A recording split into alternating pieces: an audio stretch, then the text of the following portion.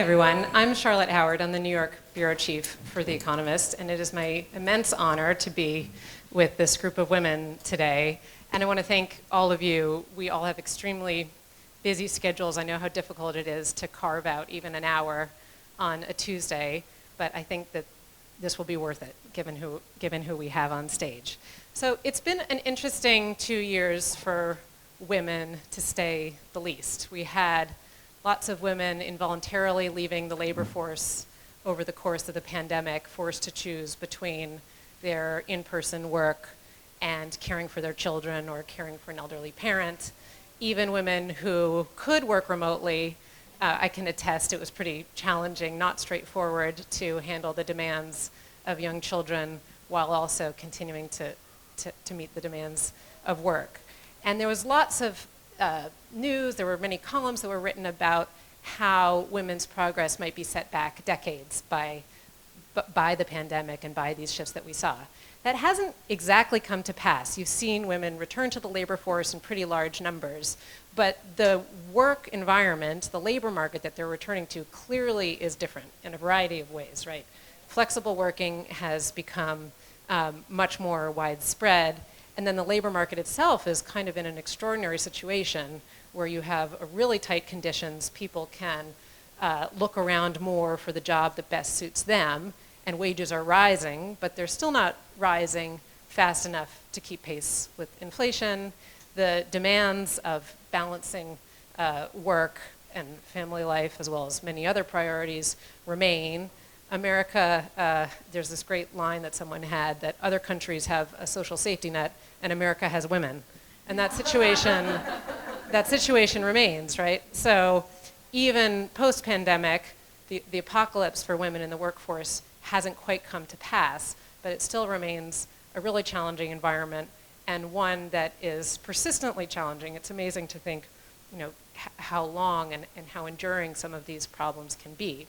And so, as I say, it's my immense honor to talk with all these women about their experiences, about public policy, about work that's happening in the private sector, on the university level, to help and support women as they navigate these challenges. So immediately to my left, I hardly need to introduce the women on stage, but immediately to my left, of course, is Paula Johnson, the president of Wellesley, Hillary Clinton, former Secretary of State, Jennifer Hyman, the chief executive of Rent the Runway, Ann Mukherjee, the chief executive of Pernod Ricard North America, and Andrea Jung of Grameen America.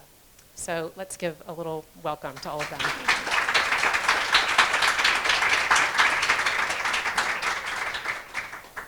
Paula, I wanted to start with you. It was an extraordinary time for young women during the pandemic, the women of Wellesley, I'm sure, as they were thinking about how they might navigate the labor market, leaving university. How has your work evolved? What are you hearing from students and from young women as they make the leap from Wellesley's campus into the workforce? Well, first of all, it's wonderful to be here with all of you, and thank you to The Economist for hosting this. It's very interesting. We did, as part of a piece of work we were doing, we did research with Celinda Lake, and we surveyed 1,000 18 to 30-year-old women, different socioeconomic status, different, really mixed group race. And what we found, and it's similar to what we're seeing on campus, so young women are very concerned about wages, about making a living, being financially secure. They're thinking about equal pay. They're also thinking about how they're going to balance the various demands on their lives. They're thinking about the caregiving issues that they've observed and that they've been a part of.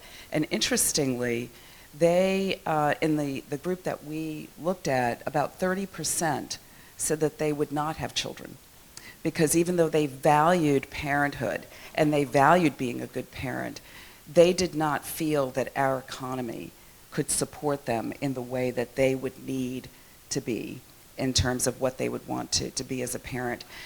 They are very interested in wellness and in being able to show up in their workplaces as their full selves, and they really want a focus on balance and on mental health. So, they are really focused on, an economy that is good for all women, women of different backgrounds in all of their intersectional identities, and that really being a strength that the country would then promote. That's fascinating. There's lots that I want to get into with you on the results of that survey. But before I do, Secretary Clinton, I'm really curious to hear your thoughts on if we set aside politics, if the political realities of Washington were not a consideration, what do you think the ideal federal policy would be to support women balance these competing demands? Well, that's a very easy question to answer if you take out politics, because there has been successive waves of very well thought out, well organized agendas for supporting women in the workplace, and they all have basically the same elements. First and foremost, paid family leave. We were successful back in now 1993 getting the Family Leave Act passed, which has been an enormous help to many millions of people, but it was unpaid and it was limited with respect to the numbers of employees that an employer had as to whether or not you qualified.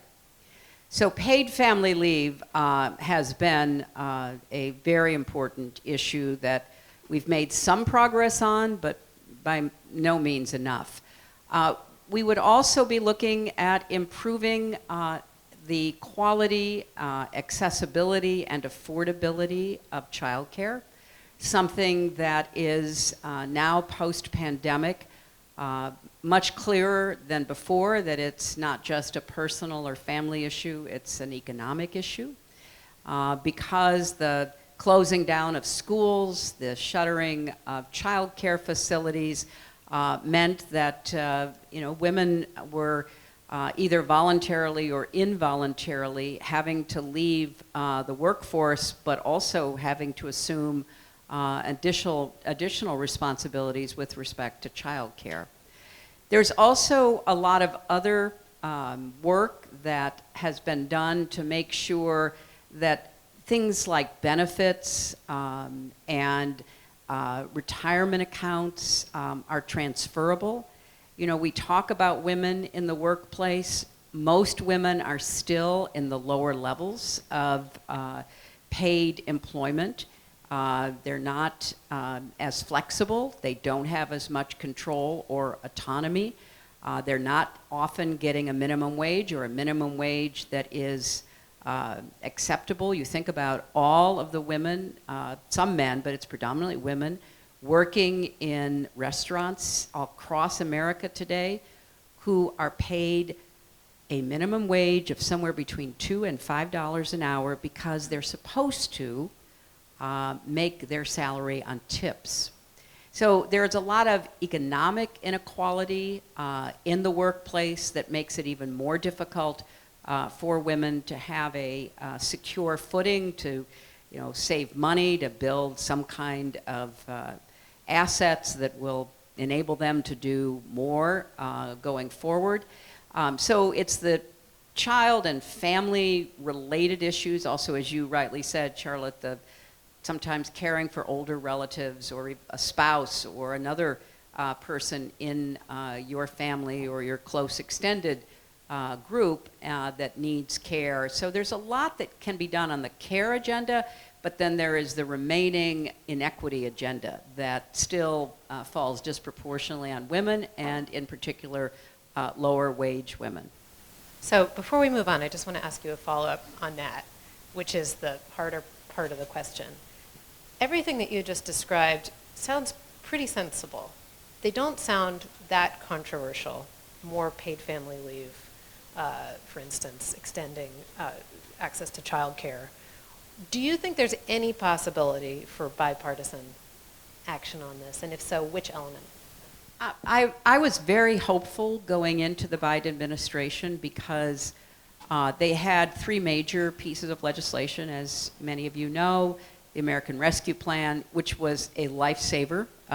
There is no doubt that it helped countless families, small businesses, et cetera.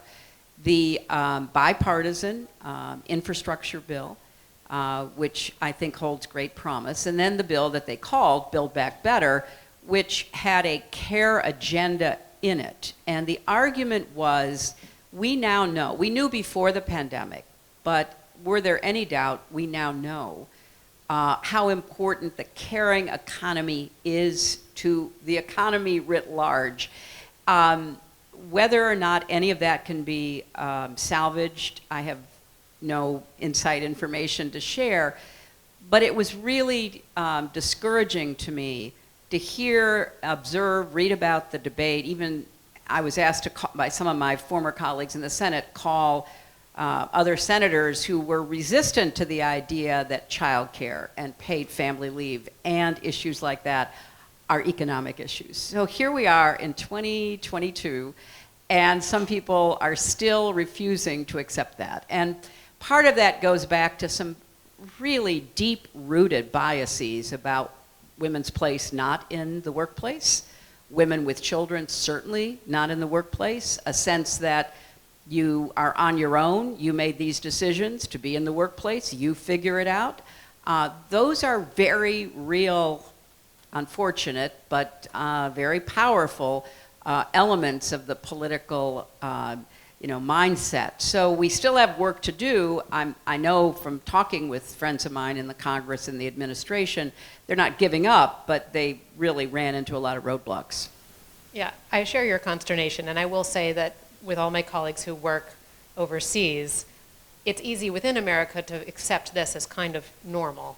And to everyone else in the world, particularly at parallel income levels, it seems deeply, deeply unusual and counterproductive. So given the political realities that you just described, I'd love to turn to the women who are working in the private sector to say what within your companies can you do in this current policy environment, or what are you doing to try to try to support women and also to compete for them, right? There's a war for talent, so women are increasingly asking for certain things as they go look around to different employers. I was really struck by that number, the 30% who don't want to have kids because they think they can't and have a career. That's pretty grim. So what are you guys doing? Jennifer, let's start with you.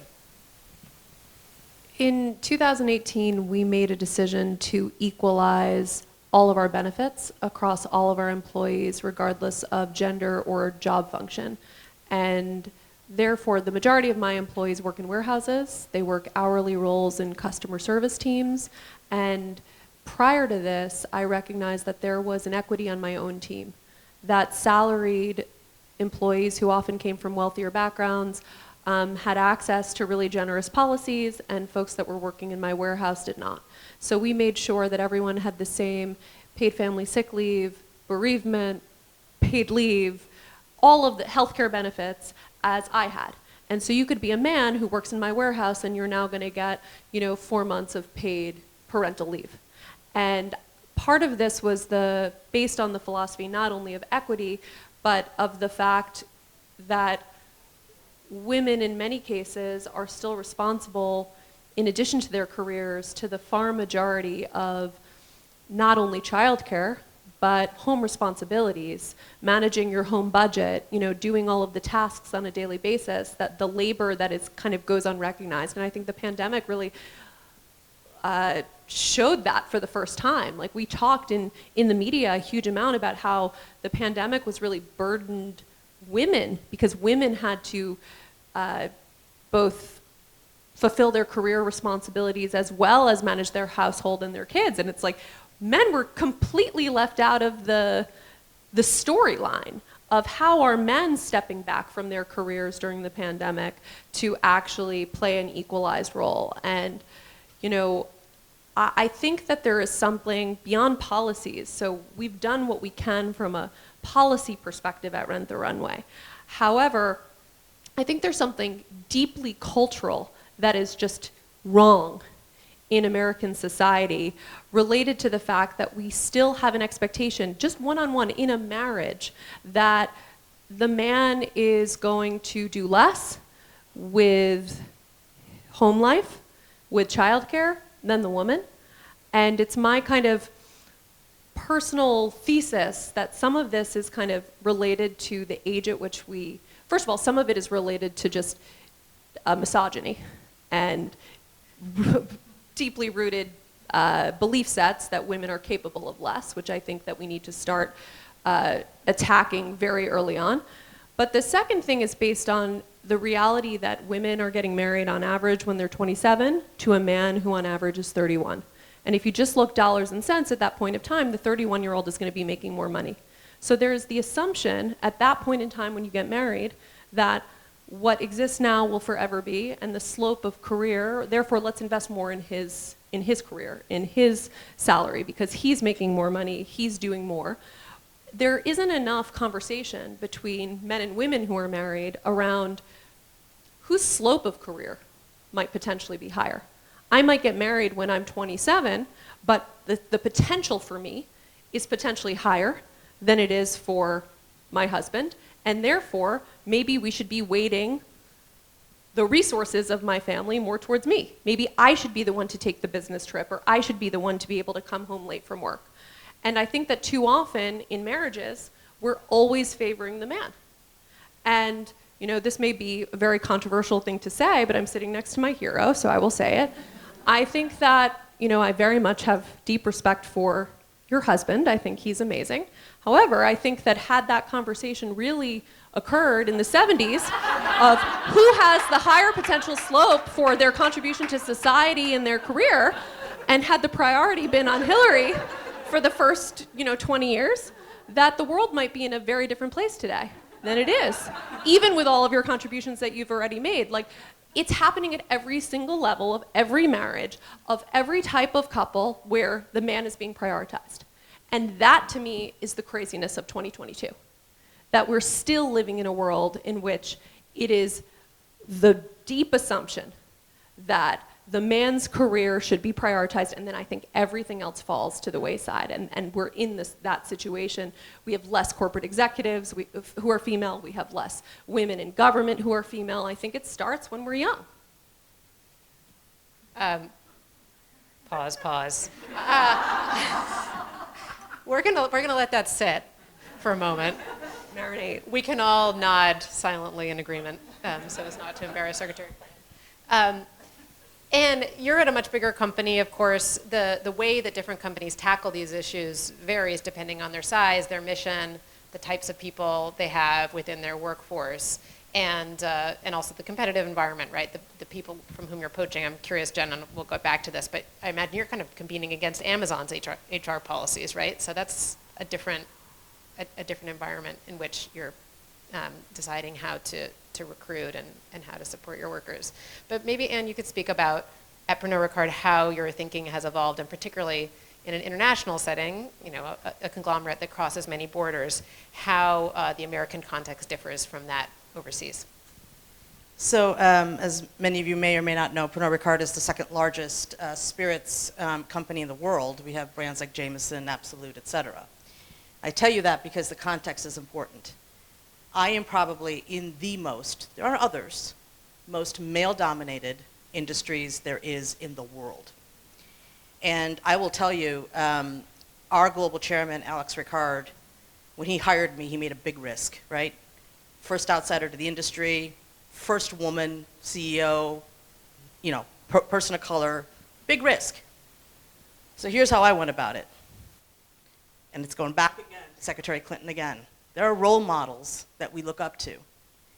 And now it's my responsibility to pay it forward. And so I will tell you, the pandemic gave me a broader stage to start doing it. Why is that? What about the pandemic gave you the broader stage? I think everybody went on pause. Like, there was kind of this reset, right? Where we were all doing video conferencing and whatever, and everyone was taken out of the marketplace. And so it was almost equal footing around how you can contribute. And I think, sadly, the social issues of our country during the pandemic accelerated things that were already happening, and it brought it to the forefront. And I will tell you that the big lesson that I learned was that when we say DE and I, it's backwards. We should start with I. We should start with inclusion. And inclusion is all the things that we're talking about. And making people feel that they matter. I mean, in our industry, let me tell you what inclusion means. We've started an industry-wide initiative for women that feel that they're being harassed sexually, we've created a speak-up line in the industry, Women in the Vines, right? So you can go out and speak against. This notion of create first an inclusive environment. Second, we all need equal pay. We're all equal. Pay me for what I'm worth, and it should have nothing to do that I'm a woman. So equity comes next. And we've talked a lot about what those equity measures are. And then if you get that right, then diverse people will want to work for you, right? And so thinking about it differently, taking risks, we're making moves now that maybe pre-pandemic we would have never made.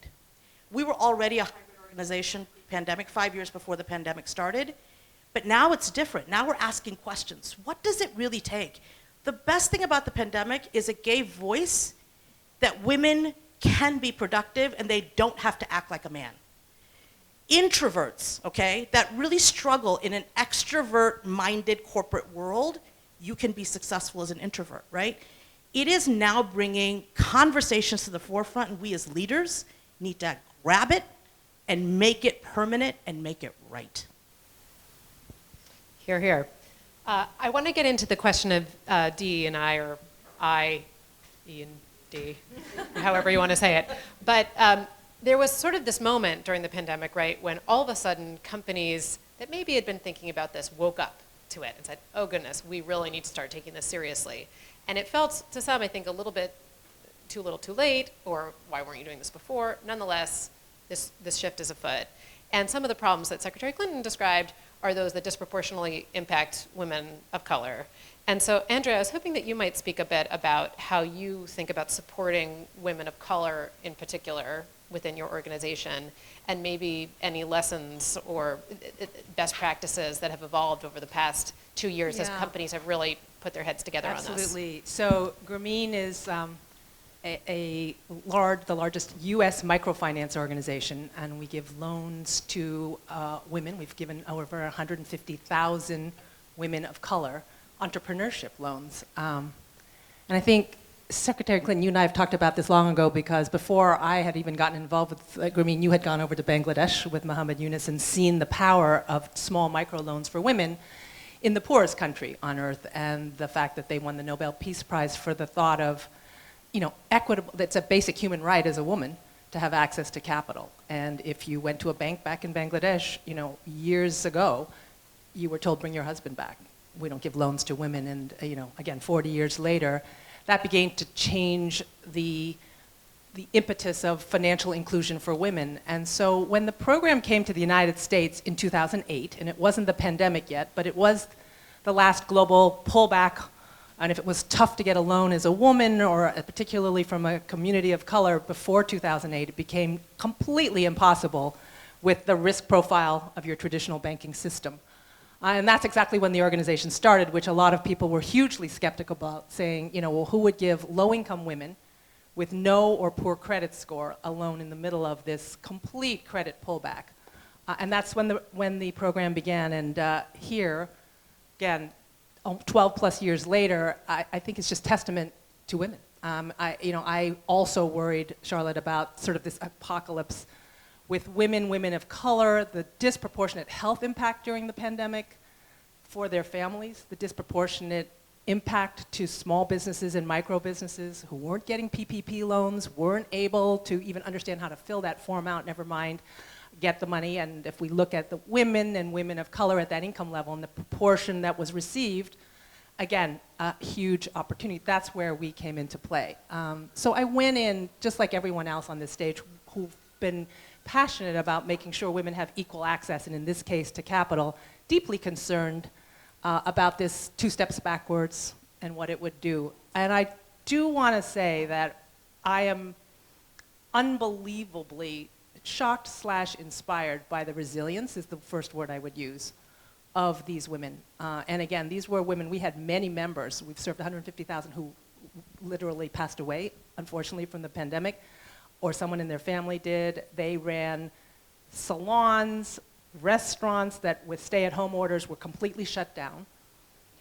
we used to have meetings like this, 30 women every Tuesday morning, 2,700 meetings of entrepreneurs, and that had to stop. And in 10 days, we had to switch to Zoom.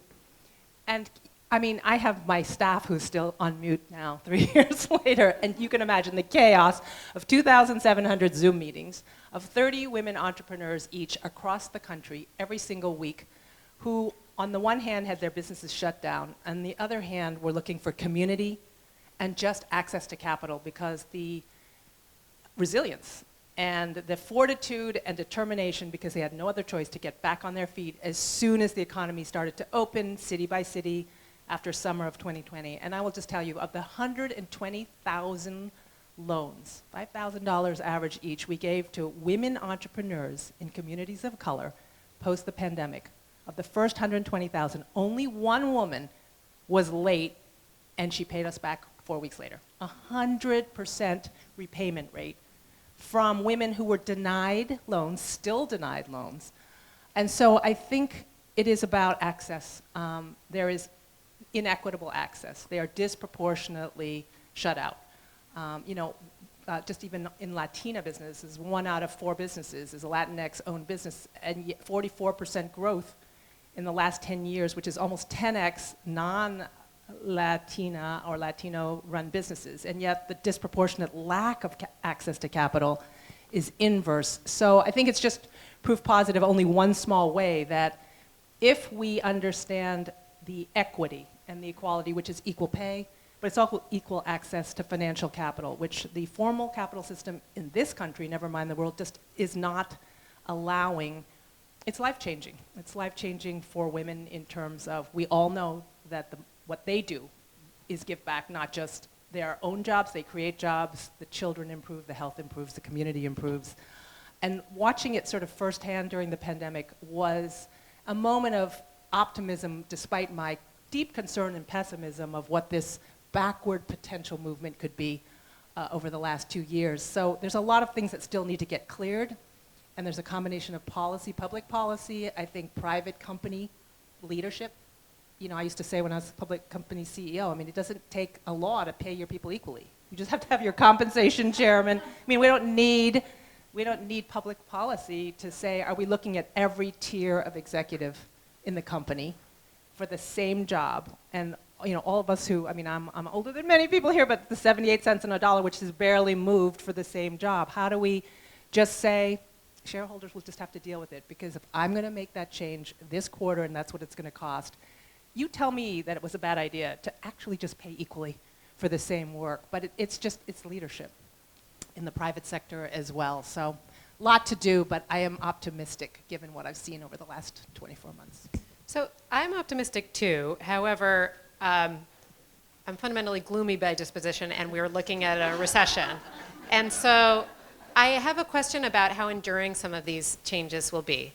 So clearly in a really tight labor market, companies feel like not only is it the right thing to do, but it helps their bottom line, and that's something that shareholders understand too. There's this war for talent. Wages need to rise. We need to be supporting workers. I'm really struck by what's happening at Starbucks, where you see young people coming up with just an entirely different expectation of what is demanded from their employer. Howard Schultz, who's of a different generation, is thinking, I'm the good guy here, and the young people are saying, nope, we don't play by your rules, and we want something more. And I'm wondering, as the economy starts to slow, as we potentially head into an economic downturn, how resilient you think some of these new corporate strategies will be. It's really easy to make them when corporate profits are high, when the labor market's tight, but as profits start to shrink, there are more people looking for jobs, the labor market loosens. Do we actually take a step backwards? Do any of you have any views on that? Anne, you're at a big public company. What do you think? Look, one of the reason I joined Pernod Ricard is they believe their D&I efforts are around this notion of better balance. It isn't about one over the other, right? And I think that's a lot of reasons why there's resistance. Women need allies. This has to be a blending of everyone, right? So that's one of the reasons. The second reason I joined is we at Pernod Ricard pay equity across the board. And it's non-negotiable.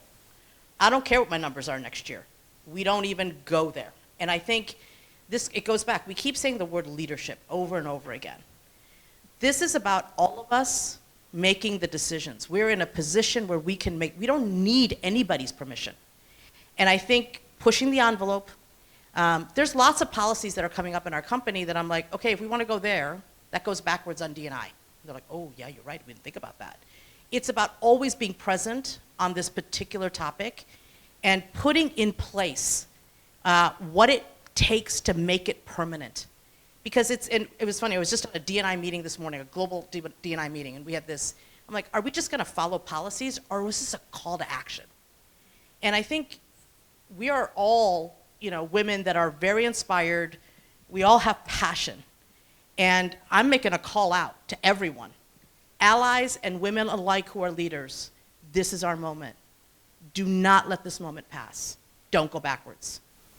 Just to respond to a few things you said, I totally agree with you that hybrid work may be the best thing to ever happen to women, in the sense that you actually can have it all. You could have the big job, you can execute, you could do what women have always done, which is kind of shoulder all the responsibilities, shoulder the childcare, shoulder the home care, also like be a rock star at work. Hybrid makes that much easier.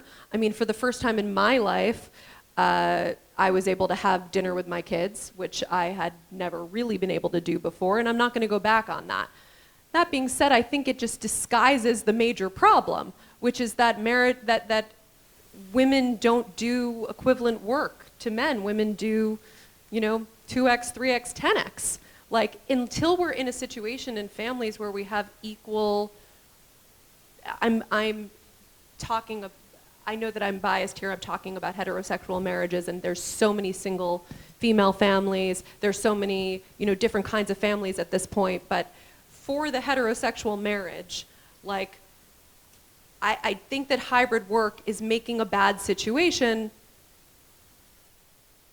tolerable, because you're still having the same problem in that women are doing all of the management. They're the CEO of their homes, they're the CEO of their kids' lives. And until that is part of American culture where it is equal, I think that we will be in the same terrible situation for generations to come. So we're not going, but we're hybrid. We will always, have this kind of flexibility. But I think that the root problem we need to somehow address and attack. We also, as a company, I think some of the debates on DE&I, and I started Rent the Runway in 2009. We were the first business in history to ever IPO with a female CEO, COO, and CFO. We IPO'd in the fall. That was amazing, but was also very discouraging to find that out when I learned that we were the first company to do this, because there's so many thousands, maybe tens of thousands of companies that have IPO'd. And I'm constantly bewildered by how little diversity, equity, or inclusion there is in the workplace when it's so easy to do. We have been a company that has been over 50% female, over 40% people of color across every single level of our company from the very beginning. And it was based on just leadership choices we made at the beginning. I mean, we act like this is hard.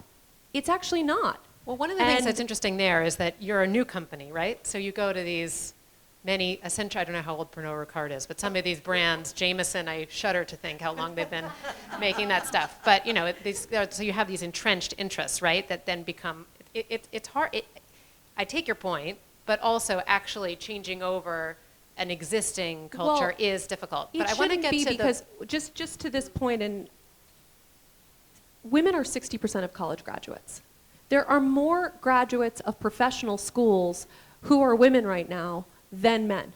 Women should be running the country. Women should be running the world. Like, if you look at, like, Wellesley's a perfect example. Like, these are the women that should be hired. 60% of all top entry-level jobs should be women, because they're 60% of college graduates. Like, why are we in this situation from the very beginning when all of the data and all of the numbers are contrary to what actually happens in the workplace? So I want to get to the question of leadership. Yeah. No, I was just going Paula. to say, I mean, I do think, just because we're talking about young women, they do enter the workplace. I mean, they are entering in large numbers. The question is, what is the trajectory? And I think that that is where we've seen, and again, it's been talked about in different ways by each of us, I think, which is, what are the data, and how do we actually standardize what it is we're using as measures of advancement, and how do we make that transparent and make people accountable, leadership accountable for where people are falling off the cliff. And we have the data. Claudia Golden wrote a brilliant book recently, and she talks about this. She talks about this notion of greedy work, and it's been measured over and over where women fall off. And a lot of it, not all of it, a lot of it has to do with the care economy, with childcare, and then obviously at an older age in different socioeconomic groups with elder care. And there are a number of ways that we need to address this. There are many issues within the home, but I think part of the issue is that we're also not consistently talking about the same thing and really addressing the data and then putting our best foot forward. Understanding these issues have been made political, but I'll tell you, there are examples where we have made some progress. Massachusetts has a very generous paid family leave policy put forth by the state legislature. We all pay a lot of money into this policy, and it results in a pretty generous paid family leave. Now, the question is, how are we going to be following those data? Because if we could use Massachusetts, I know not exactly the state everyone wants to follow, but it did get us health care reform. If we follow Massachusetts and look at where women end up, because if we have some really good experiments with good hard data about what's good for the economy, I think that we can begin to change the discussion from, just a lot of the talk to here's the evidence. Yeah, I think that's such a good point, and particularly if you think about large companies, Doug McMillan at Walmart, for instance. I mean, these are companies that are neither red nor blue, but they operate in a lot of red states. And they're very interested in continuing to advance their best talent, right? So this is a nonpartisan issue. You have corporate America that's really keen to advance it. So that's, I guess, one nugget of optimism that I have, that perhaps because you have the private sector aligned with Democrats on this, that we might begin to see a little more progress. Secretary Clinton, I was wondering if you could speak a little bit about leadership. So Andrea told us a bit about the extraordinary leadership, frankly, that you see among Grameen's clients and customers, the way in which they're able to lead their small businesses and be accountable and make those loan repayments is really inspiring and great to hear about. When we think about the upper echelons of government, the upper echelons of big public companies like Pernod Ricard, what do you see as the shift coming out of the pandemic? Do you think that flexible work actually could be something that undermines women's progress going forward? The culture of FaceTime, the culture of being in the office, is hard to change. I'm not sure that 2 years really topples that. And then I'm wondering if you could speak just a little more broadly to how you see women's role in politics and political leadership evolving. Is the country at last going to be ready for a bit more leadership? So 2 questions in there. Well, I think, let me start with the first about what hybrid flexibility, out of office work might mean for women, and I'm on the side of those who think it's going to hurt women. And it will hurt women in not every environment, not in an environment like the one that Jennifer describes and runs, but it will be a real detriment for a lot of women, particularly young women coming up, who will not develop those relationships and those networks. I was thinking, Jennifer and I were last together at an event that Mark Benioff, the founder and leader of Salesforce, had a dinner. And what I loved about Salesforce is about 5, 6, 7 years ago, there was a lot of talk about equal pay and equal benefits for everybody in major corporations. And Mark, who's a very visionary, kind of open guy, said, well, I'm sure we do that at Salesforce. But just to be sure, let's do an analysis. And they did the analysis. And as Paula just said, at the beginning of careers, men and women entered the same. Often about the same level of education, same level of prior experience, so same pay, same benefits. And then even in a company that long before we were having these conversations post-pandemic, viewed itself as, very progressive, all of a sudden you looked at the numbers and men were advancing more quickly, further, and they asked themselves why. And so much of it came down to the two things we've alluded to. One, the kind of deeply held, maybe even implicit, unconscious bias about who is or is not a good worker, whose ambition is viewed as ambition as opposed to annoyance and aggressiveness, all of those things we know about. But it was also the relationships that were built. I just know him better. I've spent a lot of time with him. And it wasn't just I go golfing with him. It's like we talk every Monday morning or whatever. So I do fear that the absence from the workplace for young women in particular who've not already established their career, where they have relationships in the company or even beyond if they're in sales and marketing, so they have a whole audience out there, will be problematic unless people are extremely conscientious about making sure it isn't. So that would be my answer to the first question. Secondly, I want to go to something that Anne said and something that Andrea said, which is really important, and combine them. Anne talked about the company having a philosophy of better balance. I mean, part of the problem with inclusion, equity, and diversity, to reverse it, is somebody always believes they're going to lose. And if they feel like they're going to lose, they're not going to let that happen if they have any ability to prevent it. And so what Anne said about the better balance, and you've done a lot of things, Anne. You have this incredible program you've started called Engage Responsibly about, getting people who imbibe to do it more responsibly, and as you said, having hotlines and everything else. Well, you are being incredibly intentional about how you do that. And you took a bit of that culture and you built on it. So the better balance means you have a lot of, I read an interview with you, you have a lot of, French white men in the company, and you want to make sure they feel okay. So it's not like, inclusion means you leave and somebody else comes in. Inclusion means better balance. We need more voices. We need more experience. And what Andrea said about literally, I think you said 2,700 meetings of 30 people apiece every week. It takes that level of constant communication to be able to capture people's attention and to build the kind of discussion that Paula was talking about. None of this is easy. If it were easy, it would have already been done, whether it was in the home, in the company, or in our government.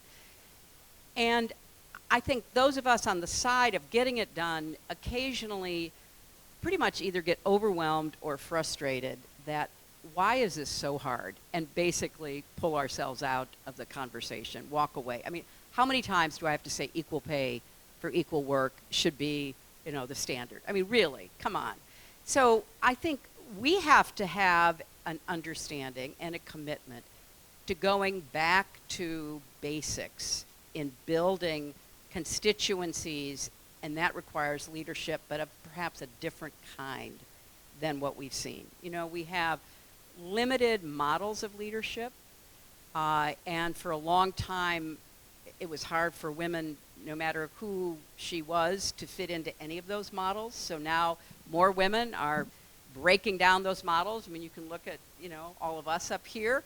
You can see it in politics as well.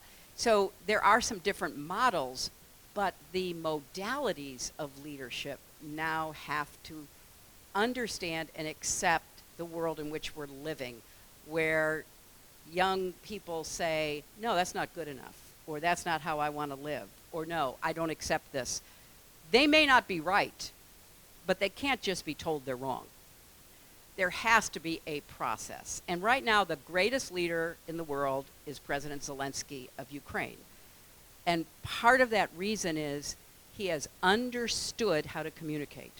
He came from a background that he was comfortable with it. He understood the value of, the video virality. And unfortunately, we have some demagogues who understand it too. People who are just insulting and offensive and rude and impolite, but who get attention. So part of the challenge now with leadership, whether it's in government, business, the not-for-profit sector, academia, whatever it might be, is we have to think differently about how better to get that balance that will reflect the conversation. And I think about Jennifer's conversation, like, how would you have a template for a non-threatening conversation in a family about these issues? Because it's not self-evident that many people feel comfortable having such a conversation. But is there a model that could be better communicated that would show, to go back not just to data but to feelings, that when I have to do all this work plus everything else, it really is just too much. I mean, however you communicate it. So honestly, I've been thinking a lot about this because we're in a new world. And we're in a very divided world, particularly in our country right now politically. And we are sadly not talking or listening very well.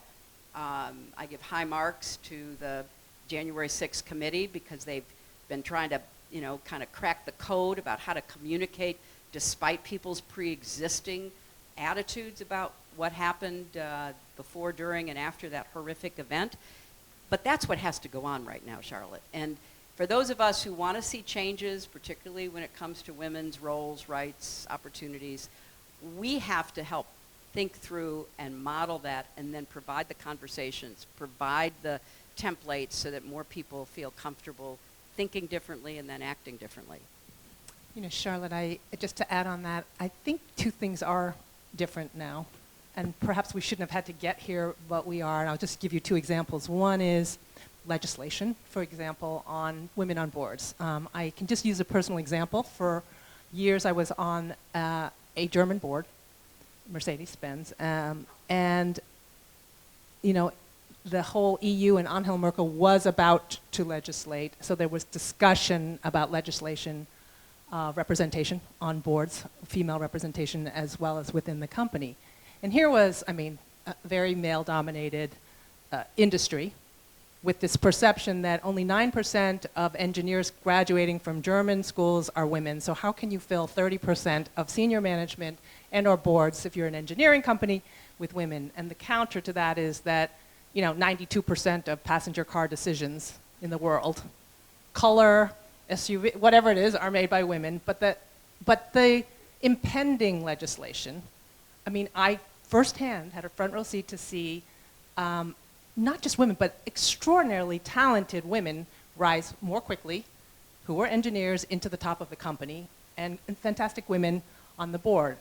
In the middle of Silicon Valley, we all know the legislation that's in California as it relates to 2023 and women on boards. And on the one hand, while I want to say, having been an observer, having been a CEO, that we shouldn't really need the stick,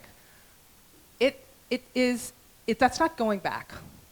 And I don't think California will be the last. I really do believe that there is a moment. I think we're in a catalytic moment. That's just one example. And then when you couple that with what I consider is employee activism that did not exist when I was a public company CEO, that the voice, whether it's a walkout, a sit-in, you name it. Women have the opportunity. Women employees have the opportunity to have not just a voice, but probably one of the most powerful voices of the constituents that really we weren't ready for that. So when you combine those two things, on top of everything else that we all need to keep working on, I don't think, no matter recession, no recession, the inflationary input costs get better by November or they don't get better and they slow consumers down, I don't think this changes, which means that we have to then push through. I think you just said, if not now, then when are we going to do it? But I think there's those two factors for me as a long-time participant and student of this, change the game. I think that that's a good, we're at the end of our time, so I'm going to leave it on that positive note, because I think that what you've described, all of you really, but really outlining how sticky these problems remain, but also there's a lot of optimism on this stage, and I think Secretary Clinton sort of wrapping one's arms around the nature of the problem, which is one of communication and listening, and how to break through, and how to have clear models for women of all ages. It's not just young women who face these challenges, right? It's women up and down a variety of different ages and demographics, whether you're a junior person at a company, a small entrepreneur working with Andrea, or a senior executive. These are questions that all of us face, and I think will be solved with the help of women like those on this stage. So please thank our panelists.